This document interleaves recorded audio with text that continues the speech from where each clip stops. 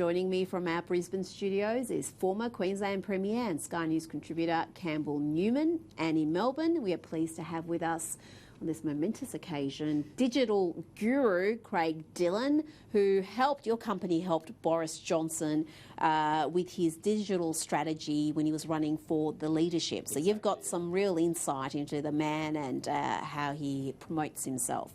So we're going to have a fantastic chat. Tell me how you're feeling, be honest. A few hours ago before the polls closed, what was your prediction?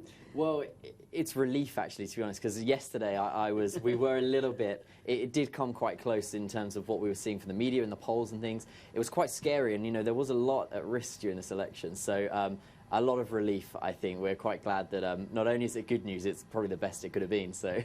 Well, yeah, there was a bit of scaremongering, you could call it, at the end. Campbell, there was even talk early this morning that Boris Johnson could lose his own seat. But that, like so much of the conjecture, has been utterly wrong. He looks to have won with a 7,000 majority and more than 50% of the vote.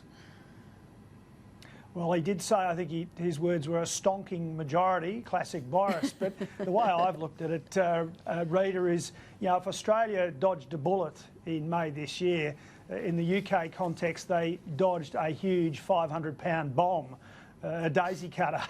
So, you know, it's just fantastic news that, as in Australia, we've seen the rejection of this, you know, sort of class warfare, socialist dogma, high taxes, you know, bring the rich down, you know, someone's got something you haven't, you know, nationalise, you know, things that you know, really should be left to the private sector. So it's a fantastic result for Britain. And I would forecast that Britain economically is just going to go forward in leaps and bounds, particularly when they leave the dysfunctional and odious organisation that is the EU. Well, the figures are just looking like a beautiful set of numbers, Craig. The Tories look to have gained 45, so they're up to 346 seats. Labor has lost 57. Down to 202 seats. And Jo Swinson, the Liberal Democrats leader, has lost her own seat to the Scottish National Party. You've got to say, Scottish National Party has had a very good election result as well. They have. They've done well. I think that there's an interesting situation in Scotland where it is pretty much a two-horse race. You know, it's either Conservative or SNP. There isn't really a Labour vote up there anymore. So as much as a lot of people are speculating now and saying, you know, it's all about independence and things like that, a vote for the SNP is not necessarily always people voting for independence. It's often that they just don't want to vote for the Tories in those situations. So we're not too worried about the rise of that, but we'll see what happens. Now, tell us about working with Boris Johnson. Your agency worked with him in his leadership campaign. What makes him tick? What's he passionate about? And tell us, what does he bring to the table? Because he is a bit of a... I don't know, sometimes I think there's a real person under the persona there. Is what you see what you get, or is some of it a bit of an act? Well, he's very smart and he's very, very good at delegating, which I think is the most important thing. Is that because he's a little bit lazy, so he wants other people? I think we saw when he was Mayor of London, he was very good at appointing people, and every time we've done work with him through digital and things like that, he's very good at saying, you guys are the experts on this, you know what to do much better than me, go and do it. And we've seen that, especially on the social media stuff that's coming out of Boris. He's given the guys in the headquarters a lot of creative freedom, and they've managed to do some fantastic things. A lot more than we saw ever under Theresa May. They've had a lot of freedom in the HQ. Now, he is a bit of a, well, climate alarmist, some would say. The UK's got this net zero emission goal that he's pushing. That seems a little bit foolhardy, doesn't it? That doesn't exactly scream conservative politics. Just explain that to us, how that works. Well, what we've been seeing across the country is that actually it's a really big issue that people do care about in the UK. Is the environment is one of the big ones, and we've seen that throughout. You know, we had huge Extinction Rebellion protests going on over there, so it is something that the Conservatives have to acknowledge, and I think it's a much better... But isn't that allowing the lunatics to run the asylum, basically having people dressed up as bumblebees who are supergluing themselves to roads and buses, determine your environmental policy? They glued themselves to the Lib Dems bus, and the leader came out and said it's an electric bus. You know? So that was a bit of a mistake on there. But I think the key on this is that I'd much rather the Conservative Party were the ones who were, you know, dealing with the environment and figuring out the way to do this. That's a much better situation for us to be in. So I think we're very happy with that. Okay, Campbell, what do you think a post-Brexit Britain will look like? Will Boris Johnson's reign be a good thing for allies like the US and Australia? Oh, absolutely, Rita. I mean, I was reflecting today with some work colleagues about what happened or what the situation was like prior to the UK going into the common market as it was then. I mean, for example, Tasmania, back around about 50 years ago, was known as the Apple Isle because those terrific wharves down in the centre of Hobart, that waterfront was an active waterfront, and shiploads of apples went to the UK. That's just one example. So I think there's great opportunities for the UK to get all the benefits of Australia as a food bowl through our own free trade deals, and similarly, their cooperation with the United States will be enhanced. I mean, let's just go back to a fundamental problem. The EU is all about protectionism, market intervention, socialism. Look at the high youth unemployment across the EU. And anybody who wants to try and start a small or medium-sized enterprise in the EU knows or will tell you how difficult it is because of the bureaucracy. So, Britain gets to throw off the shackles and actually energise its economy and trade with free market economies, or relatively free market economies like the United States and Australia. I think that's going to be great for them. And you've got this Conservative trio now. You've got Scott Morrison in Australia, Boris Johnson in the UK and Donald Trump in the US, all three who are on very good terms with each other. And hopefully that spells good news for Australia, Campbell. Oh, look, I think those relationships are going to be very, very important, to state perhaps the bleeding obvious.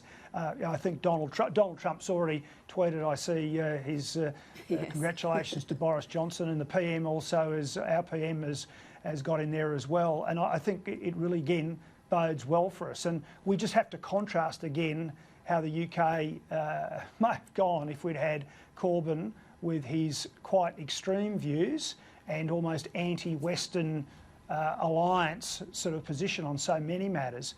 It could have been terrible. But thankfully, the quiet Britons this time have spoken, and they have spoken just so very strongly. And I don't think it's just about Brexit. I think it is because of the Corbyn mantra of class warfare and division, and I think people are well and truly over that stuff these days. That's the dogma of the 40s, the 50s and the 60s, and I think that's been swept away. This puts it to bed as it has been in Australia.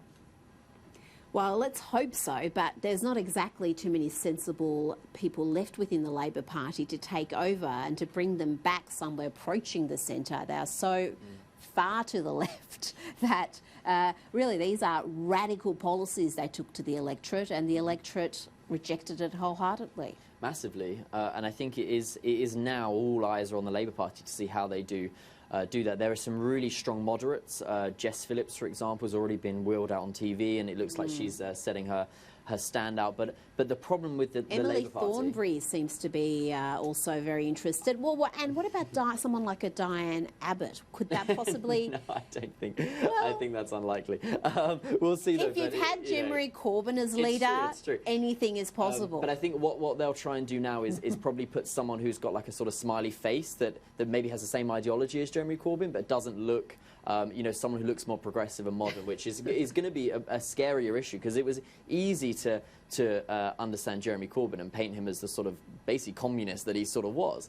Unashamedly. Absolutely. But the problem will be if they then come back with someone who has the same ideology as him but is much more smiley, and there's a few candidates that could do that. And the problem is the left have got such a grip of the Labour Party now, and it's sad because they're a great party. And a good example is in this election is Sedgefield, which was Tony Blair's constituency, has now turned Conservative.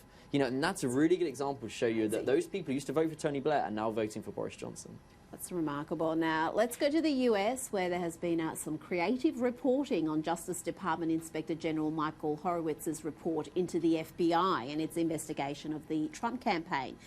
You'd be forgiven for thinking that the report vindicated the FBI. Indeed, Comey, the former FBI director, was quick to claim just that Horowitz report vindicated him, and much of the media agreed. But here is Horowitz himself disputing that narrative. Former FBI Director James Comey said this week that your report vindicates him. Is that a fair assessment of your report? I think the activities we found here don't vindicate anybody who touched this. Okay. One of the more disturbing revelations in the report is that an FBI lawyer fabricated evidence. Let's go to Ted Cruz asking Inspector General Horowitz just about that. So the men and women at home need to know what's happening. A lawyer at the FBI creates fraudulent evidence, alters an email. That is in turn used as the basis for a sworn statement to the court that the court relies on. Am I stating that accurately? That's correct. Attorney General William Barr has been brutal in his assessment. He said our nation was turned on its head for 3 years based on a completely bogus narrative that was largely fanned and hyped by a completely irresponsible press. Campbell, the media's complicity in this entire Russian collusion hoax cannot be understated. What did you make of what happened this week?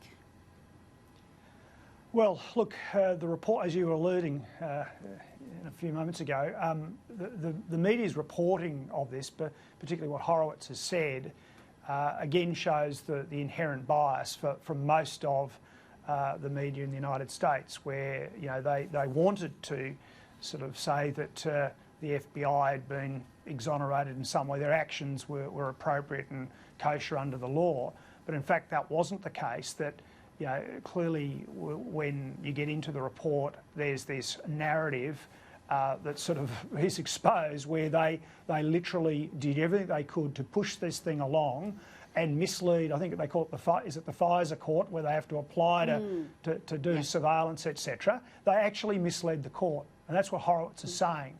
So that's that's incredibly serious stuff, and the whole narrative about Trump and what's been going on has been built off that. Now, I'm no fan of the way the president carries on. I believe in wanting to believe in people in such high office, but I think this again demonstrates there has been a continued push against the president because the media generally don't like him. And it'd be fascinating to see how this gets reported on Australian TV. I can bet you anything it will be nothing to see here. That's the way it'll be presented in most quarters in the Australian media.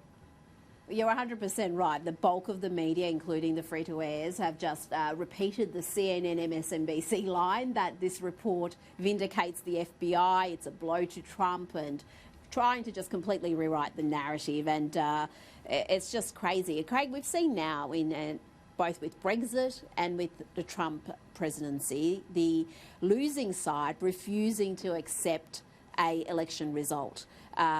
You need the loser's consent for democracy to work. Are they going to accept today's result, as emphatic as it is? And we'll see.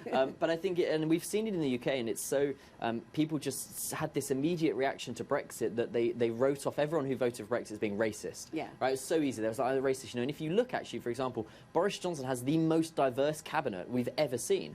And actually, a lot of the reasons, as we spoke about before, was more about the EU bureaucracy. It was more about the fact that if you look at the new EU cabinet, the new council, it's like 2 women and not everyone's white. Yeah. And it's actually talking about the fact that is what people feel, that the EU just doesn't represent them anymore. So to just wipe people off as just racist and instead of actually acknowledging the reasons why people voted. And it's already happening today. I've seen some of the commentary from some of the usual commentators, and they're all just either blaming Rupert Murdoch or blaming racism or I don't know. The Russian plots will be coming soon. Look, Rita, it's Go ahead, Campbell. I was just going to say, it's absolutely fascinating. Remember, after May this year in Australia, the left carried on about, again, what troglodytes the people of Queensland were, and the racists and rednecks and all that sort of stuff. And you're seeing exactly the same narrative out of the UK in the last few hours. It's extraordinary. They just don't get it. And the Labor Party in the UK have to actually wake up and smell the coffee about why they lost.